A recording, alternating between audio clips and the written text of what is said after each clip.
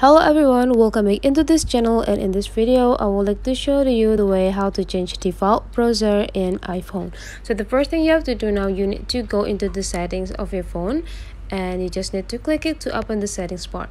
In the settings part, you just need to scrolling down until you found one of the browser that you like. For example, you like to have a Chrome browser, you just need to click the Chrome part, and here there will be shown here the default browser app that you use for now. For example, you just need to click and there will be shown here the default browser that you use for now is Safari. If you want to change it into Chrome, you just need to go click this Chrome application and just go back, and now the default browser apps on your iPhone will be changed from Safari to Chrome.